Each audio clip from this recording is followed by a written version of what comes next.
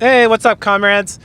This week we're going to cover a new event. It's the first anniversary event, actually. So we're going to cover that, cover a couple Bond stories for new characters who get introduced, or old characters that get introduced in like their previous personas, namely Rapunzel and Snow White before like everything went dark. And we're going to find out more about like how that all got them to the place where they are, and how Snow White had like 15 mind breaks and all that good stuff. And then also we're gonna cover like there's like an anniversary like sub story, which is just like a fun dumb thing. So we'll cover that as well. And we're actually not going to cover the rest of the team. We've already covered Doro, and she doesn't have any more Bond story with this. She doesn't have like a previous persona.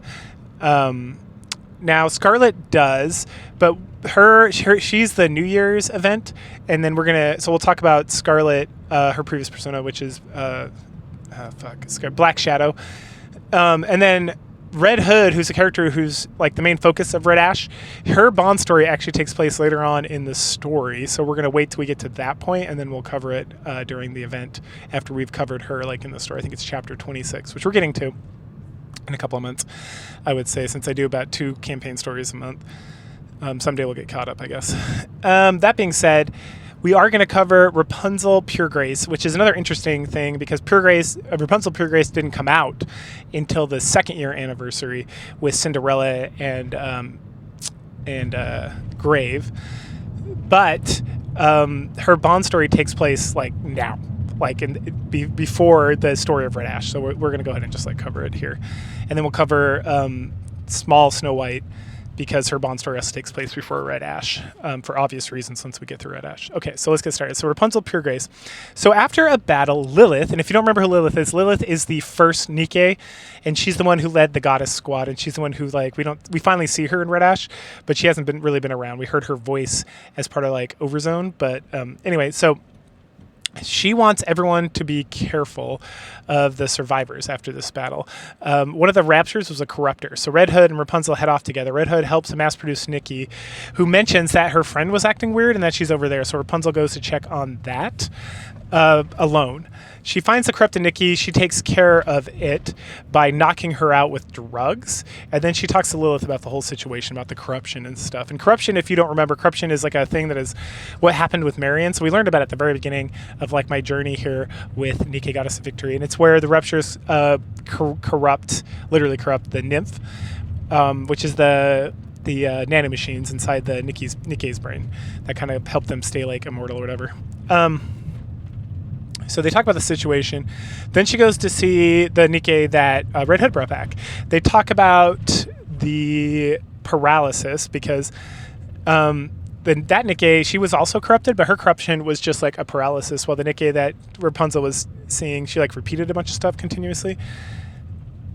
And that when the Nikke that was like just paralyzed, when she was paralyzed, the Raptures just ignored her, because I guess once they're corrupted, they don't see them as like an issue anymore.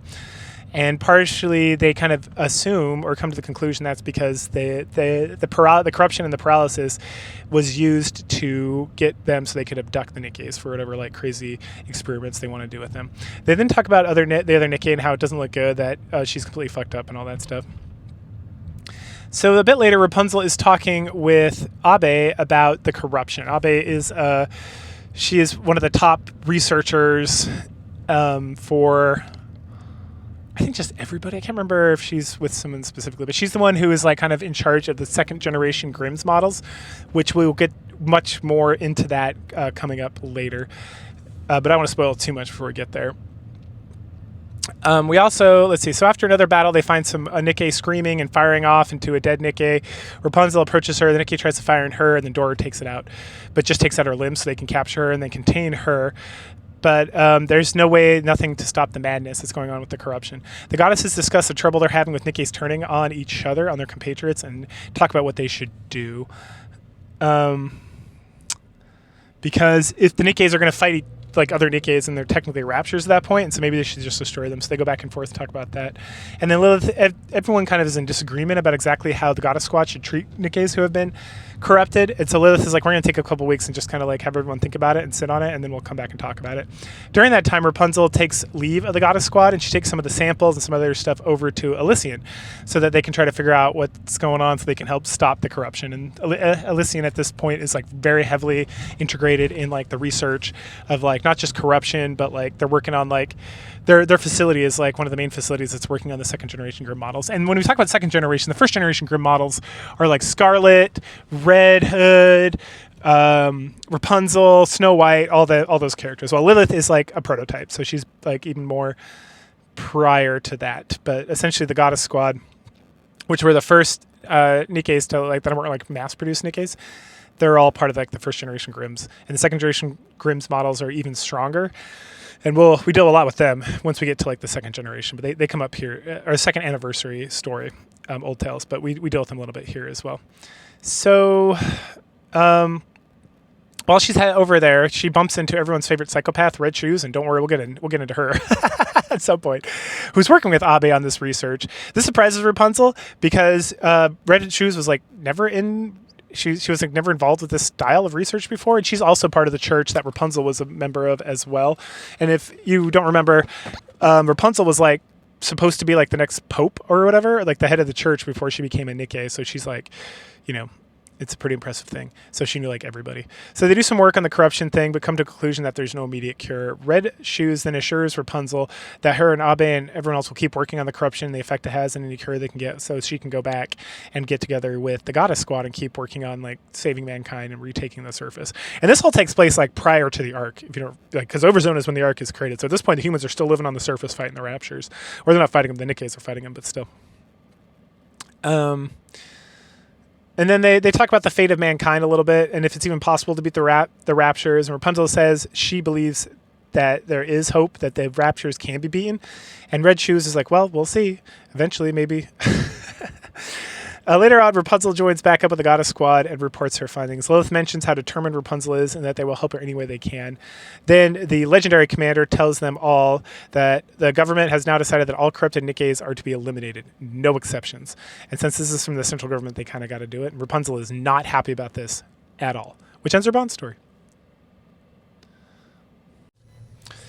All right, so next up, we got Small White. I love it. Anyway, this is Snow White, Innocent Days. We're just going to call her Snow because I'm not going to say Snow White 500 times if we all know who I'm talking about. So Snow White, so Small White. Small, because she's so cute. Everyone thinks she's cute. Dorothy thinks she's cute. Dora thinks she's cute. Scarlet thinks she's cute. Red Hood. Everyone loves Small White. This is before she mind breaks. She's just a cute little innocent thing with like long white hair. Super lowly, but you don't get to see too much, so it's not too fan servicey, which is unfortunate because she's delightful. Anyway, she's a weaponsmith, and that's how she got into the Goddess Squad. Was she was like the premier weaponsmith in like all the land, and so she got recruited and after becoming a Nikke. This takes place before the event as well, just like Rapunzel. The rest of them are way after, right? Obviously, that's why we already covered Doro, and we're gonna do Red Hood later as well. And then Scarlet also as well, because that's kind of like her Bond story. I think is completely like unrelated to this, as deals with her Scarlet Black Shadow persona in that regard. Okie dokie.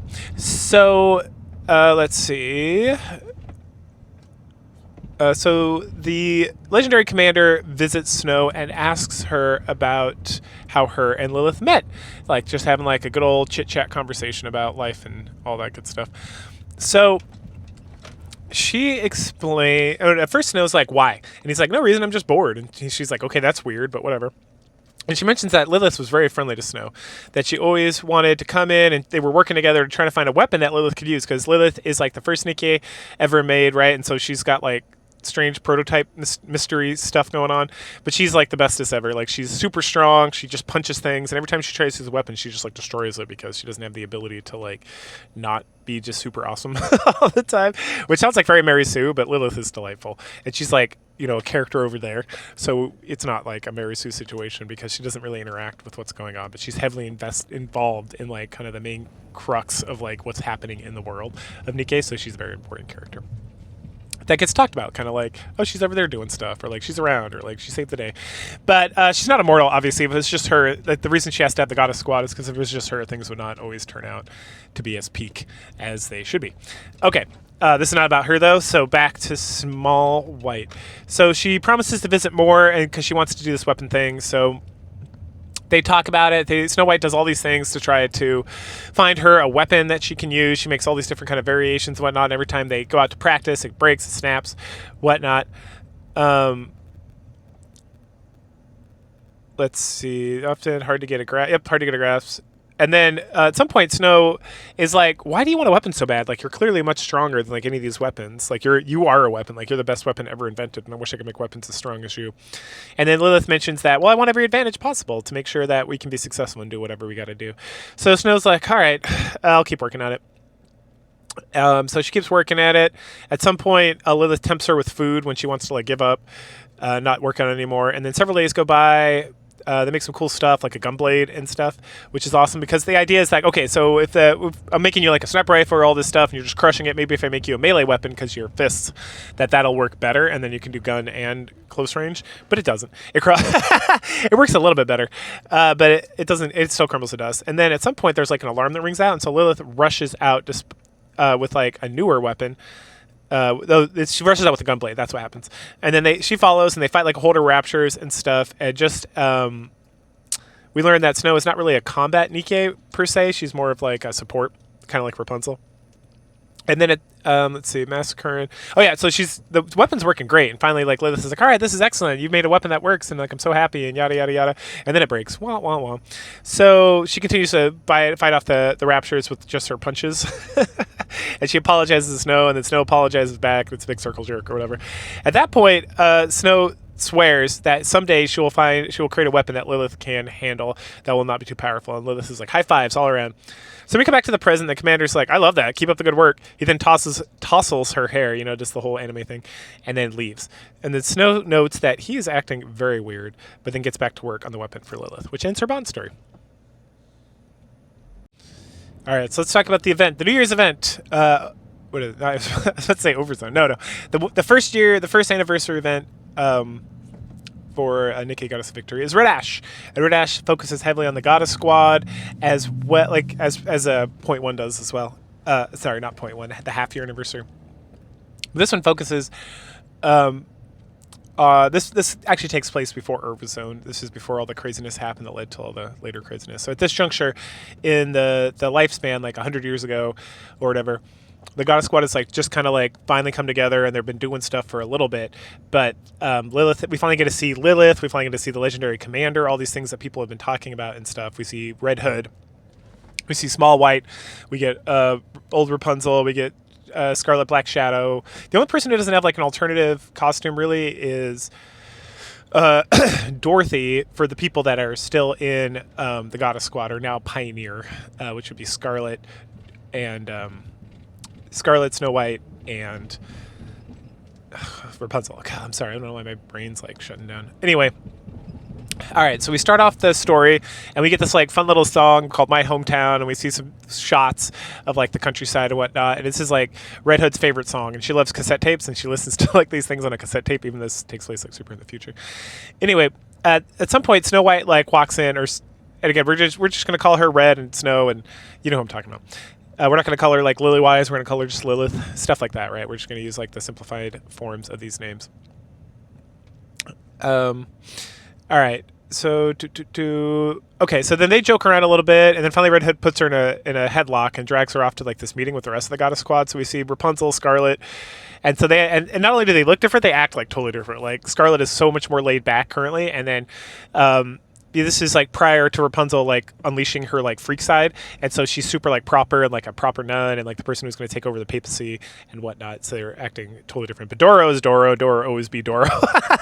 She has like a change heart later on, but right, she's still like kind of like a saucy, sassy, like noble, like senator's daughter kind of situation. Scarlet is way more dark, way more serious. Rapunzel's a swordy, yada, yada, yada. We meet Lilywise for the first time. We learn that Red Hood has been drinking a lot lately, and that she is having some amnesia from all the drinking. And so she seems fun.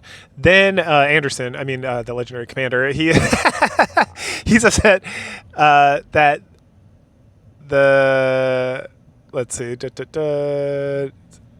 Oh, he's upset. What is he upset about? He's upset that the squad. Oh, that's right. He's upset that the name of the squad is the Goddess Squad because he's not a woman. And then Lily Wise is like silence, and he's like fine.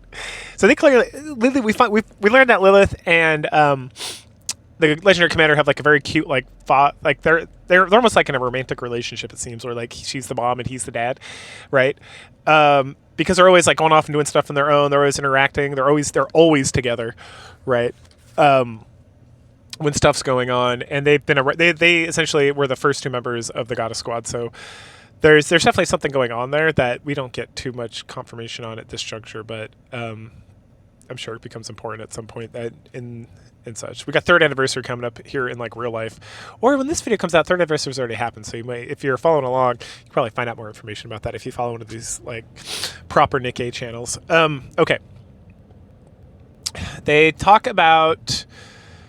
They chat about the Rapture. Oh, so he announces that they have another mission coming up. They chat about the Raptures and how the Goddess Squad has been very successful, but that even though they're very successful and they're constantly being like destroying Raptures and going all over, there's like millions of Raptures and they're like one squad, so they can't like handle all of that. They need help, and so they're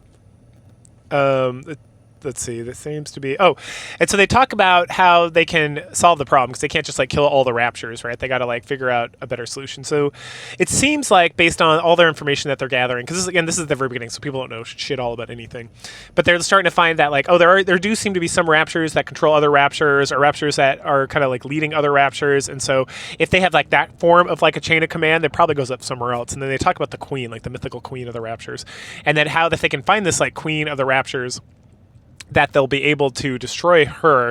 If they can destroy her, maybe that will stop the whole thing. So that's going to be they got to turn their focus from just like hitting these like little patches of Raptures and whatnot to actually focusing in on like the queen and figuring out how to do with that.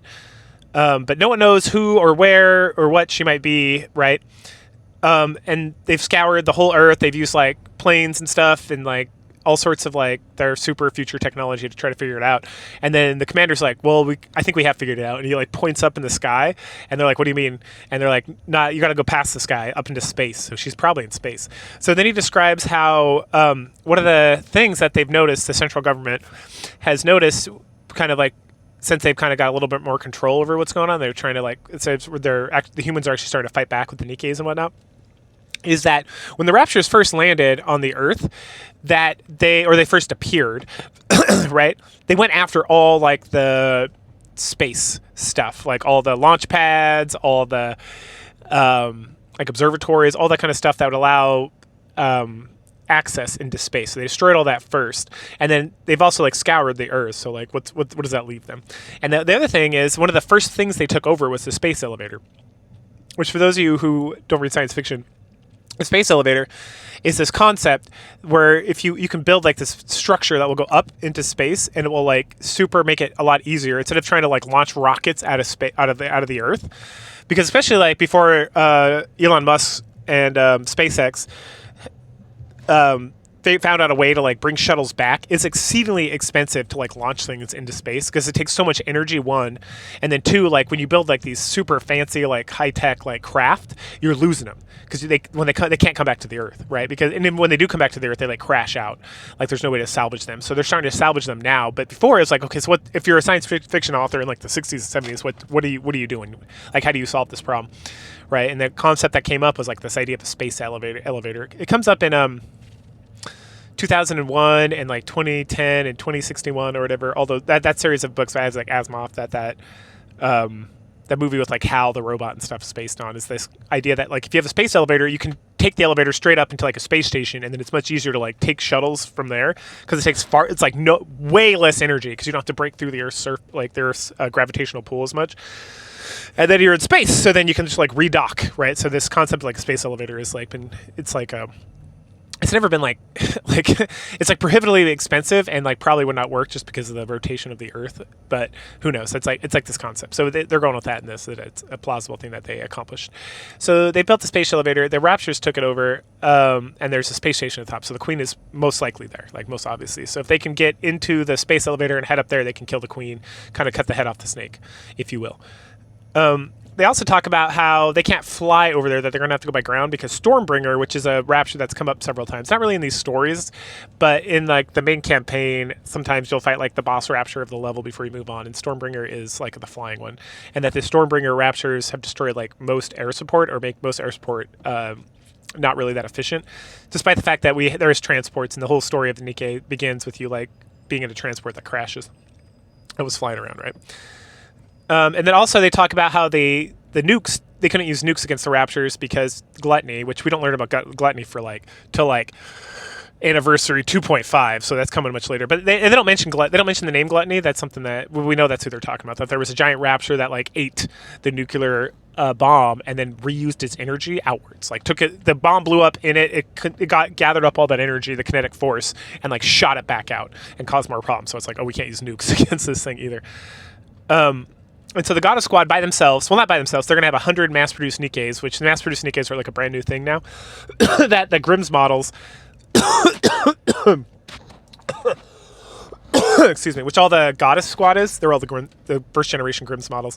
Now that they have proven to be victorious, they've sort of mass-producing these Nikkes with people who have less, like, we learn that, like, so the Nikkes who have, like, these personalities, like these SSR type, and even SR type, they have like very strong wills or very strong desires or strong like convictions, and that allows them to kind of kind of separate themselves. And that while most people or most women, because Nikkes are women, are just kind of like going along with the flow or just kind of like exist, and that they don't have like the will or whatever to like really need the investment or to get the investment to not just be like a mass-produced Nikke. So we kind of learned that being a mass-produced Nikke and like a more like special Nikke, like kind of the core concept is how much investment a lot of the time that people are going to put into that individual. But we also learn later on in the story with Rappy and Grave that even though some people start off as a mass-produced Nikke, that they're able to, through like the power of like anime protagonist logic, through the power of their own like force of will and maybe some other like good stuff, like taking new body parts or like kind of getting an upgrade, they can become like not mass-produced Nikkes anymore. Okay. Dun dun dun. Okay. So that's all. And then Red Hood makes some passing comment about going out with a bang, and then Scarlet, everyone's kind of like quiet, and then Scarlet's like, what's wrong? And then Red Hood shows Scarlet, because Scarlet just joined the team, she's not one of the original Grimm's models, like the rest of them, that she's corrupted. And everyone's like super surprised. Or Scarlet's like, oh my gosh, what? And then there's one more surprise. Cinderella! Who's Cinderella? Cinderella is the first of the second generation Grimm's models, and the second generation Grimm's models are like twice as good as the first generation. So like we have the Goddess Squad, and then they put together the second generation of Grimm's models, and they're supposed to be even stronger. Like Cinderella is supposed to supposedly be about the equivalent of Lilith, and Lilith is like the greatest of all Nikkes as like a prototype. But again, it gets brought up that the prototype Nikkes, so it's implying that there's more than just Lilith. They have like, they don't even, like they were ramshackled together in such a way that like their maximum force or their powers are like kind of a mystery. And like, it's like, how do they even work? How does this going on? Right. It's kind of a funny thing. And that part of what they're going to do is that they're going to go, she's in a Elysian facility, and so they're going to go pick her up, and she's going to help as well. And that her specialty is like mass destruction, right? And so she'll be able to clear out a lot of the raptures for them, so they're able to be more successful. Then they then get dismissed. So Snow seems a little distracted and upset and stuff, and so Lilith is like, hey Red, would you go check on her, make sure she's okay and that everything's gonna work out, you guys are like friends and whatnot. So Red does. She heads over there and they chat for a bit. Then they listen to Red's like song that she loves so much, and they talk about how Red wants to retire after the next mission and that she wants to go home, and then she makes some comment about a wolf has to go back home to where it's began its journey or something. And her weapon's like Red Wolf or whatever, right? That's part of her like theme. Right, because Red Hood, Wolf, get it? Get it?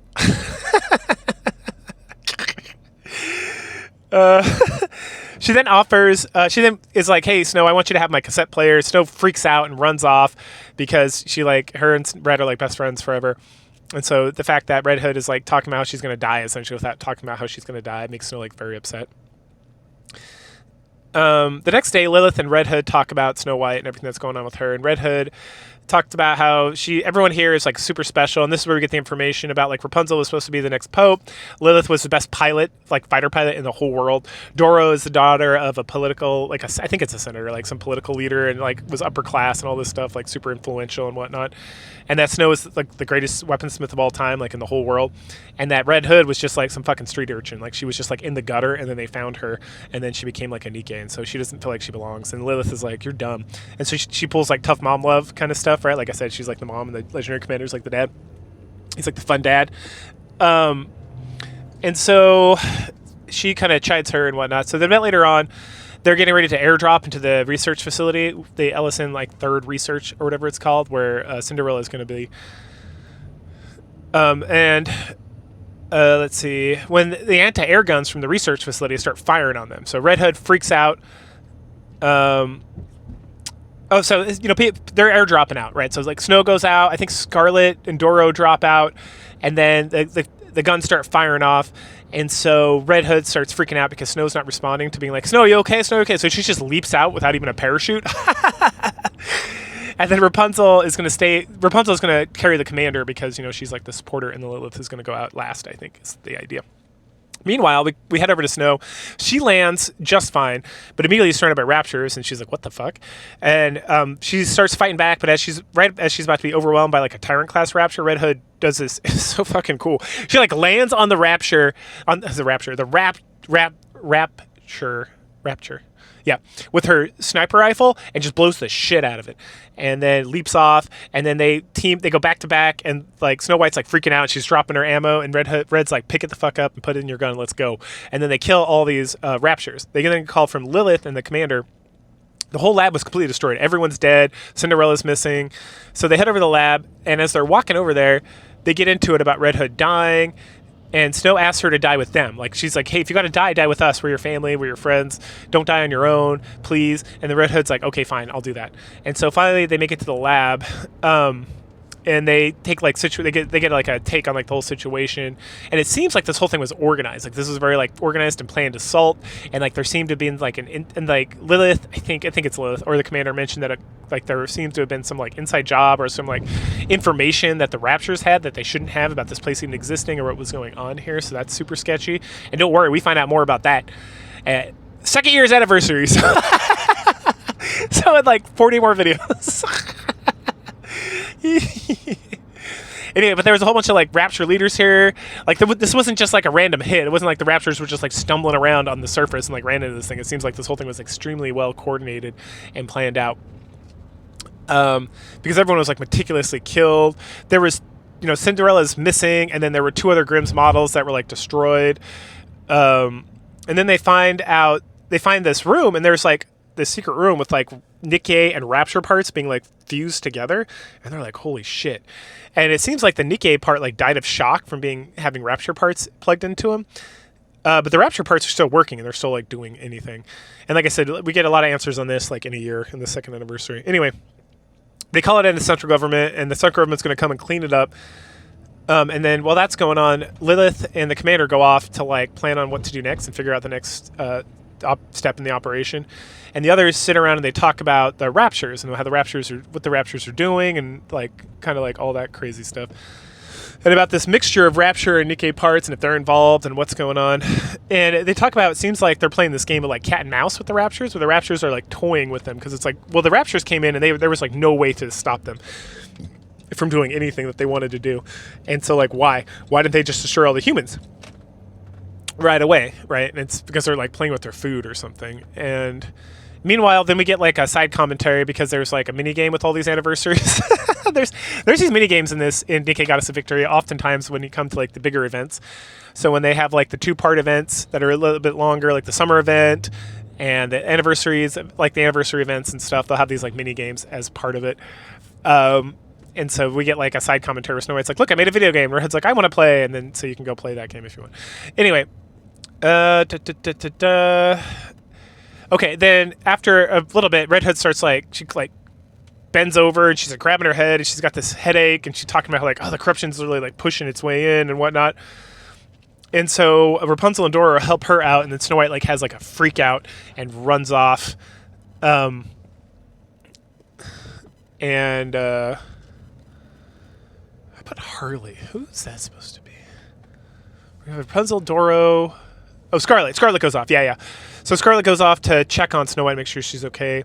We then switch over to Lilith and the Commander, and they're trying to figure out what to do next. So Lilith really wants to go find Cinderella first, but then the Commander is like, no, we got to just go to the elevator. Like, with or without Cinderella, we got this operation is still like going, so we got to go take care of that. That's the most important thing. And like, you know, if we find Cinderella on the way or like whatever, that's like less important. And then, you know, there's like a thing where it's like, well, you're the Commander, it's your decision at the end of the day. And he's like, you know, they talk about it. They then talk about how they first met and how she called him a mercenary who'd do anything for money.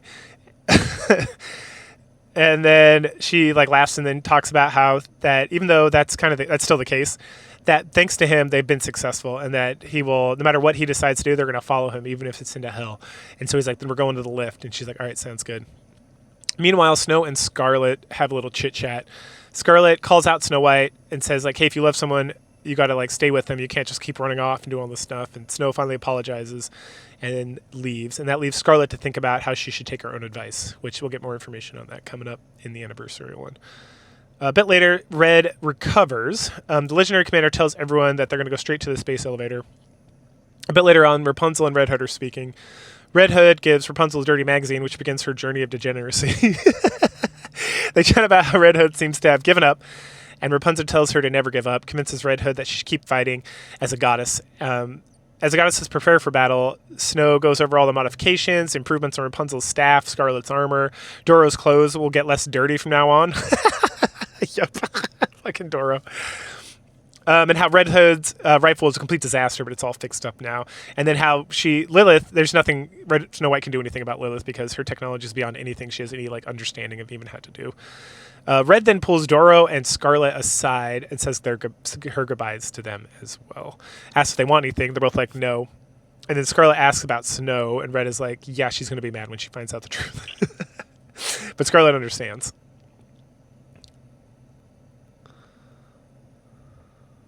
We get this awesome scene of Snow and Red airdropping into like right by the everyone's airdropping into the space elevator area, but we get a shot of Snow and Red like descending together, just blasting the shit out of all these raptors that are everywhere, and they land and they kill some more, and it's like a pretty epic, like it's one of those, it's a visual novel, right? So you just get like a shot, but it's like animated shot, as in like not like it's animated like a full movie like this does sometimes, but more like it's like a live wallpaper, I guess, on your phone is kind of what it looks like.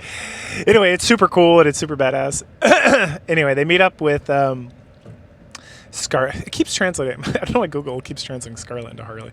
Anyway, Scarlet and Doro and Rapunzel, and then the Commander orders them forward. They see Lilith just like rush in and decimate the Rapture leaders and everything else, and we just learned some more about how she's the strongest and oldest Nikke, and she's just like blasting the crap out of them. So it gets brought up that the whole Goddess Squad combined isn't as strong as like Lilith is. The unfortunate side effect that we kind of gets hinted at various places is that her shelf life is like really short, and that when they were making the Grimm's models, part of like what they were trying to optimize, and the reason why the Grimm's models aren't as strong as her is because their lifespan is much longer, like obviously like hundreds of years, while Lilith is like exceedingly powerful, but like her shelf life was like years, not like tens or even hundreds of years.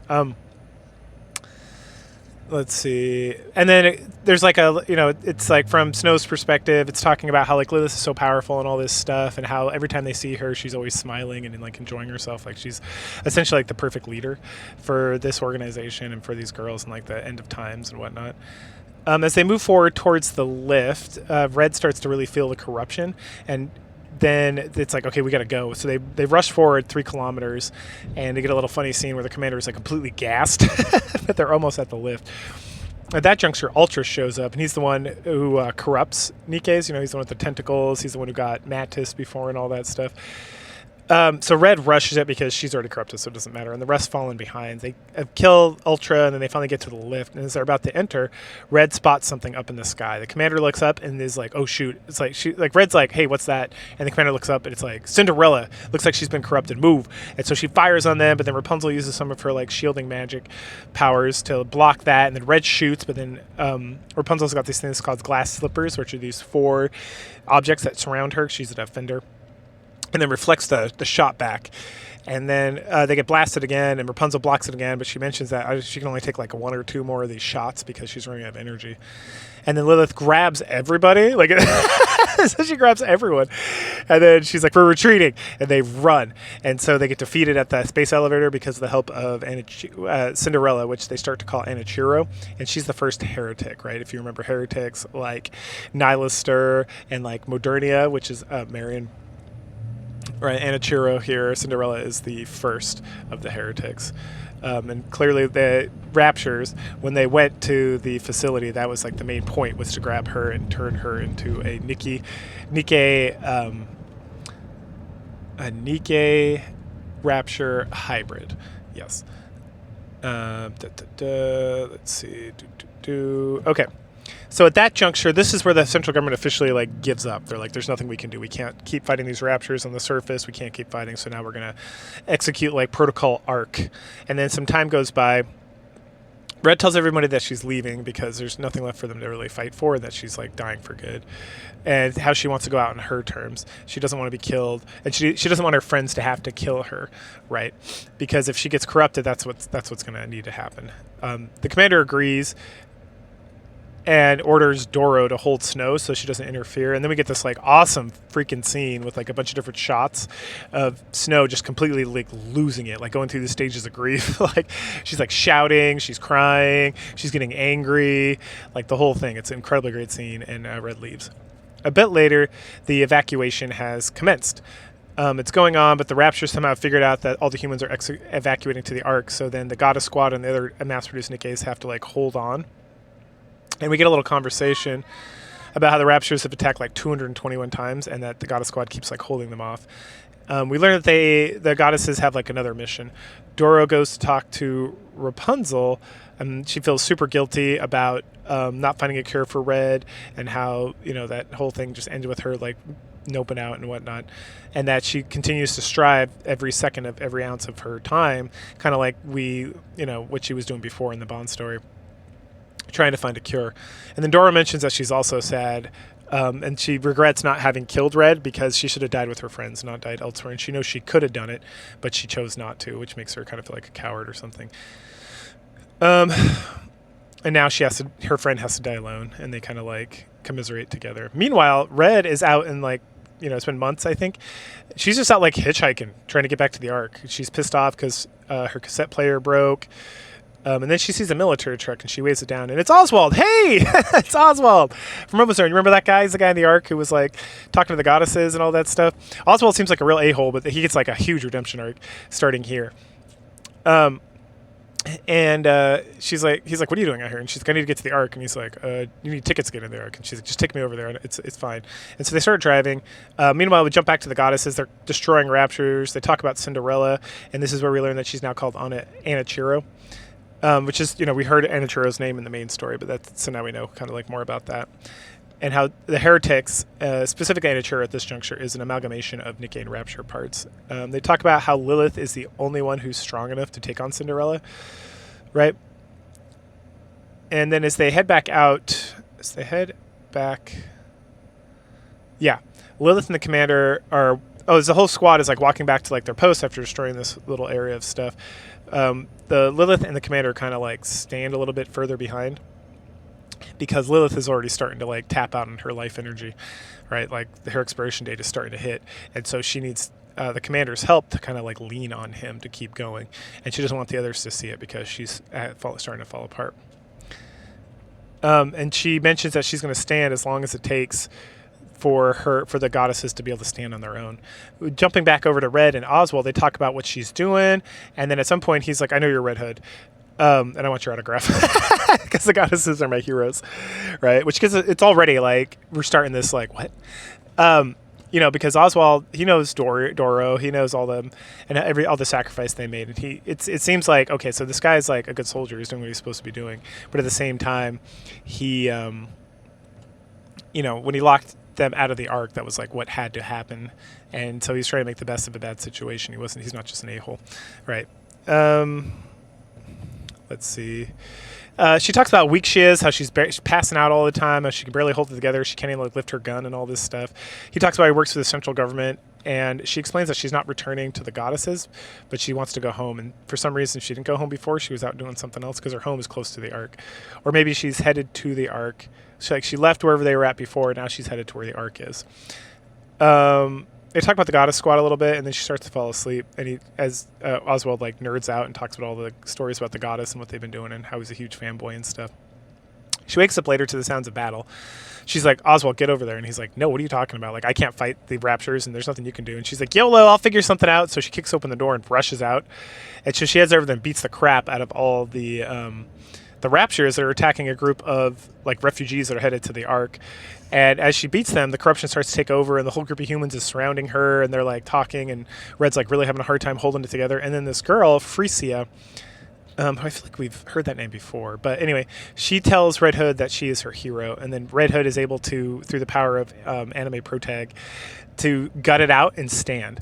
And so she stands up, and she's like, oh, I was just pretending to be injured. You guys are so fun, blah, blah, blah. And then she talks to everybody about how they're heading to the Ark, how they have tickets and stuff. And Oswald's like, I'll take you guys. We can all fit them in the truck. As they prepare to leave, Frisia talks to Red on her own, and she's like, I'm going to go become a Nikke just like you because you inspired me, and I want to save humanity, and I want to do all this stuff. And so Red Hood kind of tells her it's not like the greatest thing ever necessarily, but if that's what she wants to do, that's great. She's encouraging. It's not like I'm saying she's completely like, oh, no, dude, that's terrible. She's like, yeah, but just so you know, you can't turn it back. And the girl's like, it doesn't matter. This is, you've inspired me and all this stuff. And she talks about her parents being sick for a long time and how she spent all the years with them as they were like slowly dying, and then now they're dead. And this finally strikes a chord with Red Hood because essentially that's what like Snow White's going through, and how her parents like never left her, didn't give up on her, that they died with her, and that she was able to gain strength from that, which is kind of like, she feels like her parents, this girl's parents were able to say goodbye, and that really helped her do the thing that she needed to do, and that she needs to go say goodbye and like have like a better farewell with Snow White and the rest of the goddesses. So when Oswald is like, we're headed out, and she's like, all right, I'm going to stay here. And he's like, oh, we can like dump some of this stuff and we can get you on here. Don't worry. We can fit everybody, including you. And she's like, no, it's not about that. I'm going to go. And so then Oswald salutes her and thanks her for being the savior of humanity. And it's really sweet. So you're not going to let me get this cute like Oswald saluting picture, which if you follow Nikki's stuff at all, you've probably seen. It's like a meme. Also, he fixed her cassette tape, which is awesome. At some point when they were driving out, she's like, here's my suicide pistol. If I ever start like corrupting, just shoot me in the head with this. And he's like, okay. And he hands it back, and he's like, you're going to need this. And then she is off on her own again. So back with the goddesses, Snow and Lilith are chatting. Snow is making her super weapon for when she's not small anymore, like the railgun she's modifying, right? So later on when she has like this railgun that can turn into like a machine gun or an assault rifle, she's working on that. And then Lilith interrupts. They talk about her motivation, what's driving her to do this stuff, about how she feels about Red when she left. They hug it out and they cry some more. A bit later, Lilith and the commander get a call to head back over to the HQ. But so Lilith puts Dora in charge, and it's kind of like mysterious. Like, why is the Central Command calling you now? Like, are you going to be back? And they're like, yeah, we'll see. Yeah, we should be back, blah, blah, blah, blah, blah. And then as they're heading back to, as Lilith and the commander are heading in, she asks, like, he's helping her, or as they're heading back to the Central Command, he's helping her, and they talk about how much time she's got left, and he's like, oh, you got at least 200 years. And she's like, thanks. They then talk about her situation like very abstractly some more. Back with Red, she's in a very bad spot. She passed out for like 24 hours. And she starts reminiscing about how she met all the goddesses, about how snooty Doro was with her like parasol bullshit, how Scarlet was like super into violence and stuff, how cloistered and Rapunzel was and all that stuff, and then Snow, who's her best friend, and how they had like a conversation about making a machine gun with like a drill attachment, because Red Hood's like, you know what, I want a machine gun, that'd be awesome, and I also want a drill on it. Like, what's a drill for? It's like, it's for running up and drilling people in the face. And she's like, what? Okay, don't worry, that actually comes up later. The drill machine gun comes to life in all its beautiful glory, which she gets to, yeah, because she gets to it eventually. Then she is about to shoot herself because of the corruption and whatnot when she remembers Frisia and Snow and Oswald and all the people that depend on her and stuff, and she's able to fight off the corruption again and decides she needs to officially go say goodbye. So then we head back over to the Goddess Squad. They receive word that 4 squadrons of Raptures led by Anni are headed towards the Ark entrance, and they are the last line of defense, so they gotta go. And it looks like that somehow the Raptures knew Lilith was there, and they were just waiting for Lilith to be gone so that they could make their final move, because if Lilith was there, she would have destroyed Cinderella and everyone else and had been, over for the Raptures and their attack.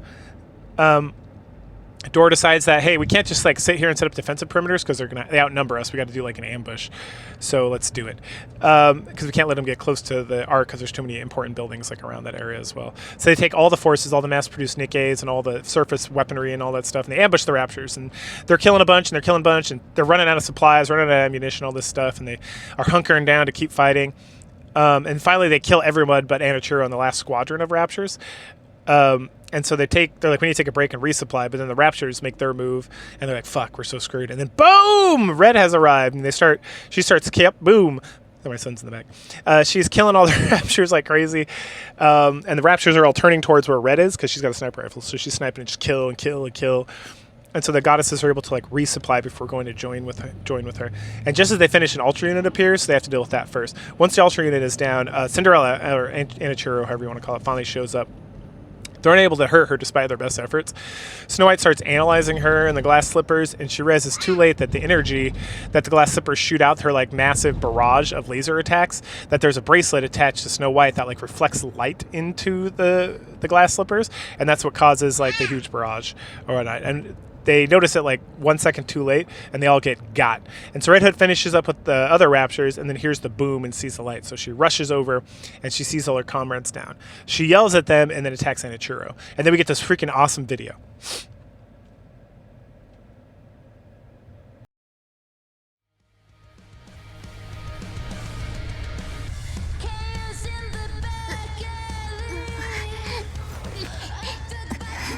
対1でやられるわけにはいかないよな。ゴッテスだろ、勝利の女神だろ。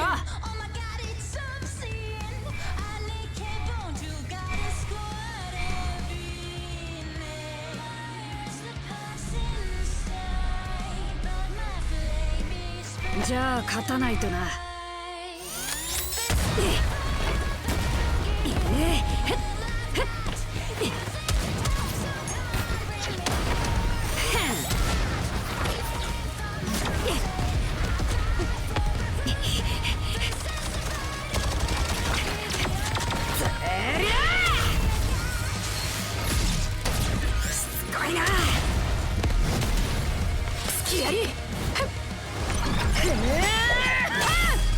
私が行きます。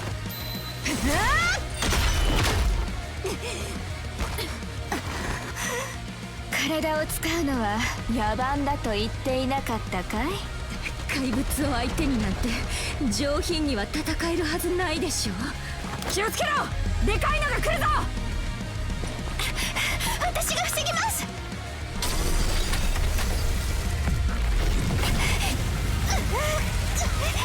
おお、聖女様、大声も出せるんだな。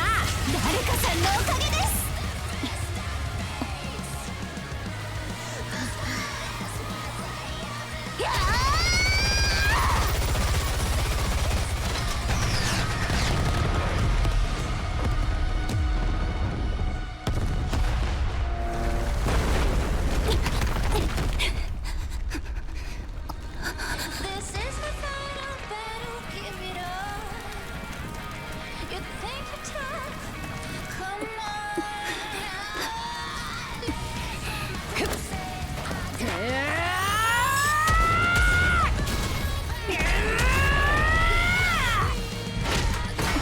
ガラスの靴が割れたな。パーティーは終わりだ。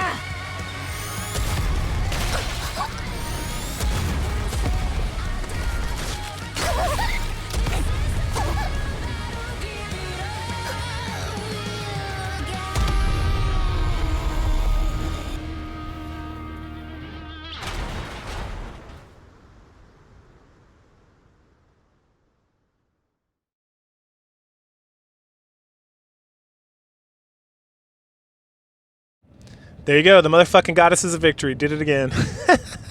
Fucking awesome. I love this game so much. Anyway, everyone starts to celebrate, but then Red Hood passes out. She wakes up later, and Rapunzel tells her the corruption is still there. She's like, oh, I feel kind of better. Is the corruption gone? And she's like, no.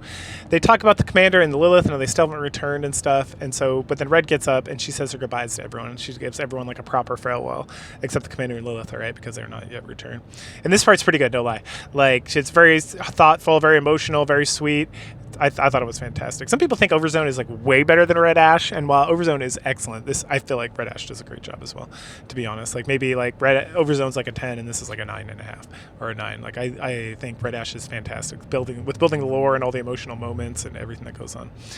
Anyway, so she wraps everything up with everybody, and then she leaves, and we get a final shot of the whole team together in this picture, and like the music plays, and it's excellent. And that ends Red Ash. But then we get the epilogue. So we get Red Hood. She wakes up in this dilapidated like building after like a night of sleep, and she's like, "Oh my gosh, what's going on? This place was this as bad as when I fell asleep?" And so obviously it's been much longer than like she is led to believe. And we find out later it's been 30 years longer. So the world, she walks out of the house, and instead of just being like a desolate landscape with like destroyed buildings and cities and everything, that the world is starting to like recover, right? So there's nature everywhere, there's like trees, and that the house she was sleeping in looks completely decayed, and that her rifle is rusted, so it's like not even working. She then hears the sounds of battle and rushes over to see one mass-produced Nikke fighting a rapture. Once the mass-produced Nikke defeats it, Red approaches, and she's like, "Hey, like what year is it or whatever?" And this is where she finds out it's been 30 years. And then she asks the mass-produced Nikke what her name is, and the mass-produced Nikke's like, "I am model number R001 blah blah blah." And then Redhead's like, "What? No, what's her real name?" And she's like, "Rappy."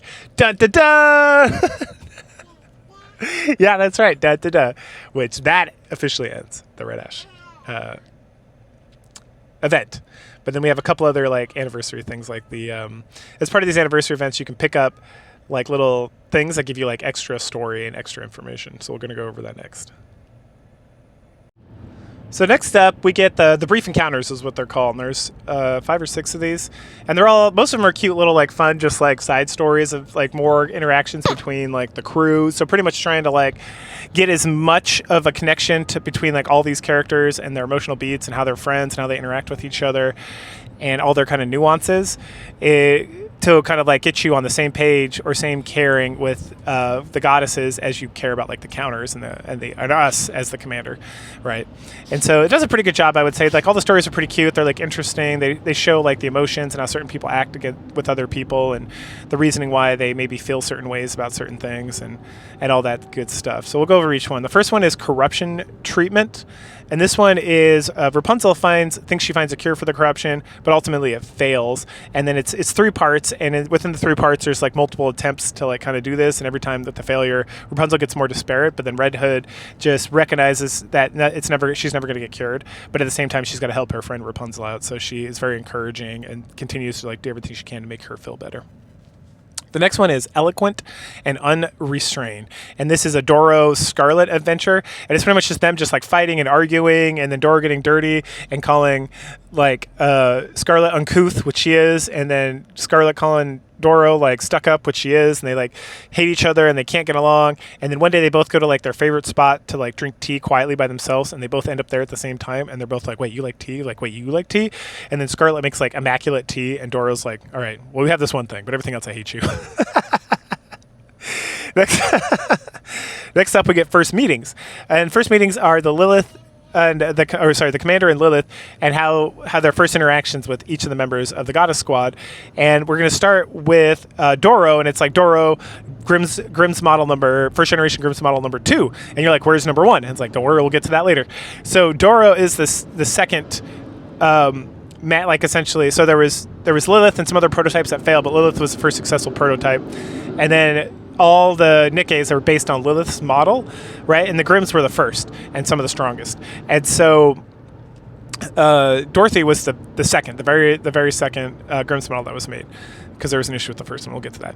And she shows up. They're like, "What's your combat experience?" She's like, "None. I've never done simulations, never done any of this stuff. I've just read about fighting and stuff." And they're like, "What? How's that going to work?"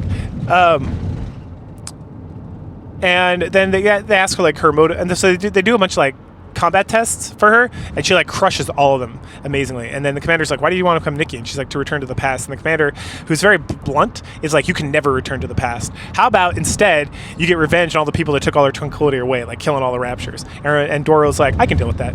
And so she does.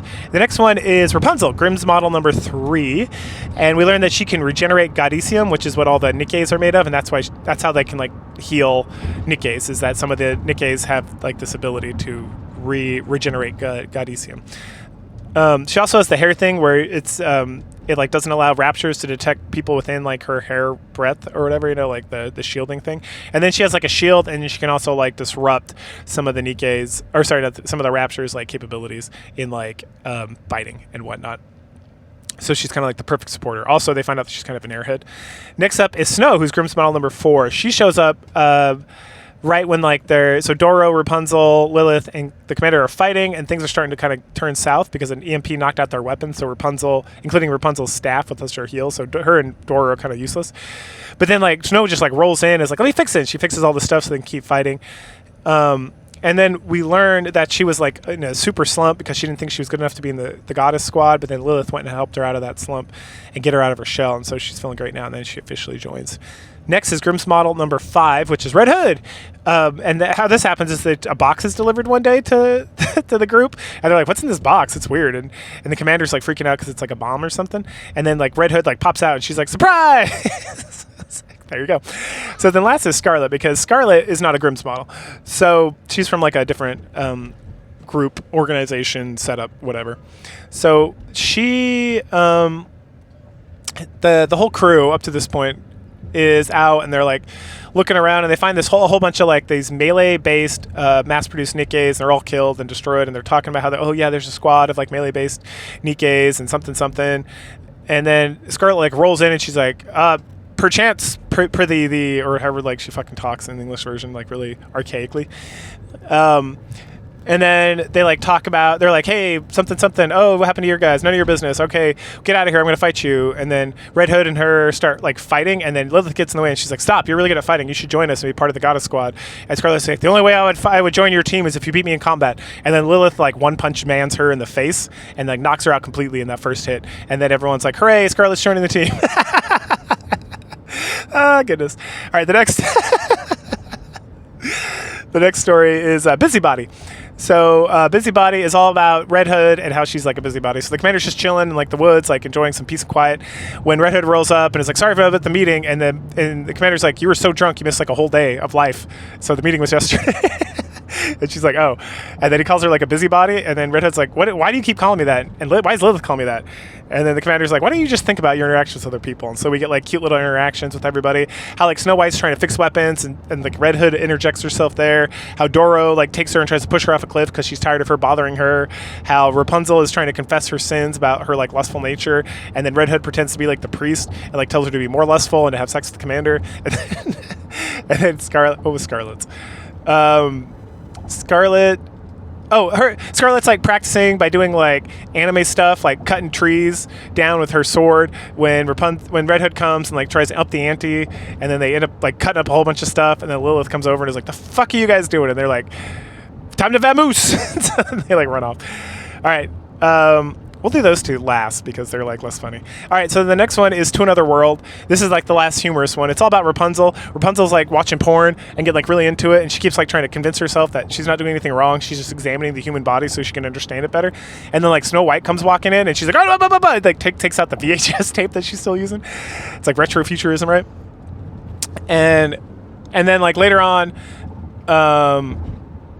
she is back. Oh, yeah, then later on she tries to look at it again, and she's like trying to convince herself that it's all good, that, she's just investigating or whatever. And then Snow White like walks in again, and then she like smashes the VHS, and then Snow White's like, what's happening? And then Rapunzel's like, oh, nothing. I just sent it to another place, another world. It doesn't need to be here, blah, blah, blah. That's that. All right, so now time for serious stuff.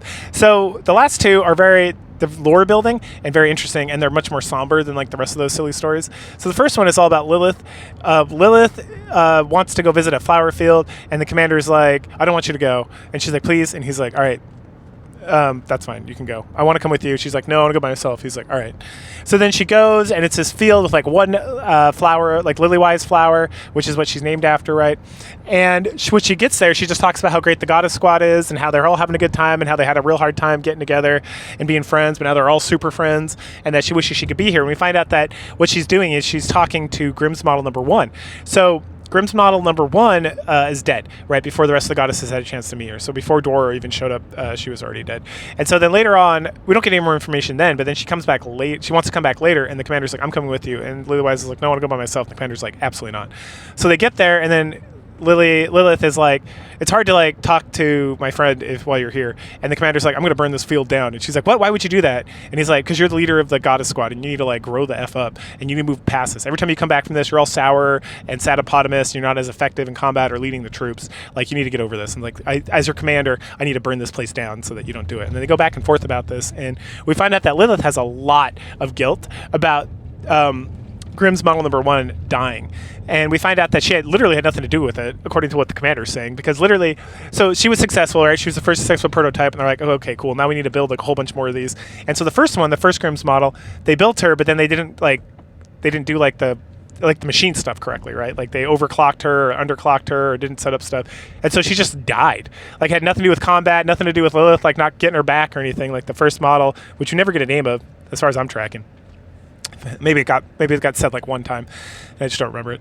But so we don't get any words on that. What was I going to say? Yeah, Sorry, I lost track of my thought. Okay, yeah. And so she just feels a lot of guilt because she was born, she wasn't able, she feels some regret. And the commander like talks her out of that by being like, that's retarded, you're an idiot. Stop being so dumb. And he's like, all right, I'm going to burn this field down. And she's like, please don't. And he's like, I will. She's like, all right, I'll promise not to do it if you promise to never come back here again. And so finally she's like, all right, I promise. And then she's like, can I ask you something? And he's like, what do you want to ask me? And she's like, I don't want you to do that thing you plan on doing. And he's like, what are you talking about? And she's like, when we die. And he's like, hey man, if like I'm your commander, if you die, I'm probably dead too. And she's like, well, what if you don't die? And he's like, then I will find your graves every single year, and I will cry and weep until I can cry no more. And she's like, I really wish you would do that. And he's like, and he's like, permission denied.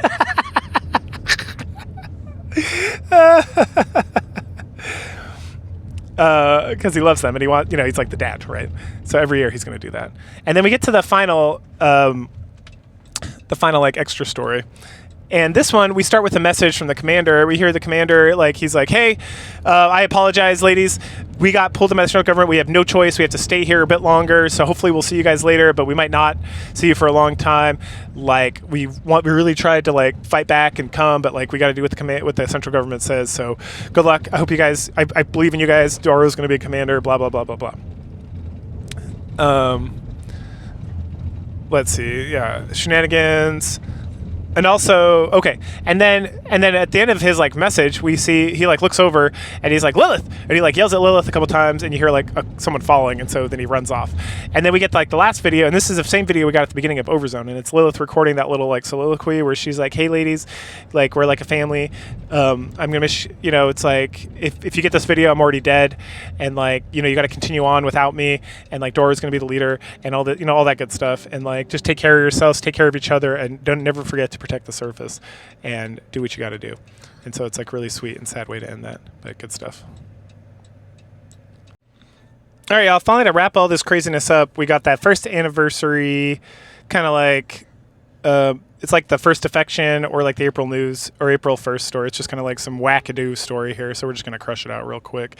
And this is like one like the side story kind of situation. So it's been a year since we became commander. Everything's great. We're going to have a great day. First thing that happens is the counters kick us out with no explanation, obviously because they want to throw us a party.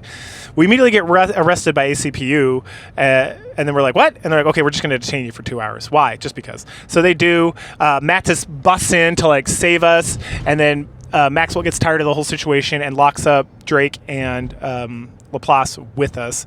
So then we spend those 2 hours there. When we get out, we meet up with Diesel, Brid, and Soline, and they got the train going. And then Mighty Tools has set up like a virtual train because the train in the outpost doesn't go anywhere, but then we can like sit and have a virtual tour. And the Cannoneers are there, which are Mika and Boletta. So we do that virtual tour. It's super fun. We then get an invite from Absolute to come have a little party with them, and they also invited Privity. So we head over there. Emma's drags Yunwa and Vesti over, and then she's like super excited to have a little party with us, and she runs off to get a cake. At that point, Yunwa and Vesti like nope the fuck out. And then when the cake comes back, we look at it, we grab Privity, we Bamoose as well. What's out of there? Next, we go to the shopping mall and find Aegis and Tellentum arguing over the outfit we should wear for our first anniversary. We get like a sad story about how like Aegis has been saving every one of their like pennies, and then they use Helm's like entire like savings to like pay for the uniform, and so Tellentum feels like super guilty about like trying to with their vast wealth like overpower Aegis. So they're like, oh no, you can wear their outfit, and then we decide we're gonna wear both their outfits. We're just gonna like change them throughout the day, and that makes everyone super happy. Then we head over to the toy shop where Seraphim, which is Pepper and Mary, have set up like a clinic for kids, and they got Maiden to dress up like a nurse, which is hot. And so we're gonna like help them get vaccines and do like care for kids based out of the toy shop. And that's super adorbs. And then they convince Noise and Exia for some reason to come over as well to help out and make sure all that goes down. After that, we run into Unlimited, and then who just like, hey, happy birthday or happy anniversary. And then we head over to the cafe, the Maid Cafe, where Cafe Sweetie and Made For You have joined up to help us make the best Omni Rice ever with some ketchup from Emma, which makes the dessert, makes the Omni Rice a little less good, or Ormer Rice, or however you pronounce it. Anyway, later on finally head back to the dorms, and Counters have thrown us like a super fun party with like streamers and their own cake, and the cake doesn't look good, but it tastes delicious, and we're super happy. And finally, that kind of ends our day, and we go to sleep. We then get woken up later by Inherent, who are here to. Well, Isabel's there to rape us, but then she gets stopped by Noah, and then Heron and them like wish us a happy first anniversary, and Heron sprinkles some like magic dust on us to help us sleep better, and then we pass out for good. And while we're asleep, Pioneer shows up to wish us Scarlet wants to give us booze, Snow White takes it away, and then Rapunzel and the rest, the three of them like wish us like a happy anniversary, and they're super excited that they get to spend more time with us, and then they peace out.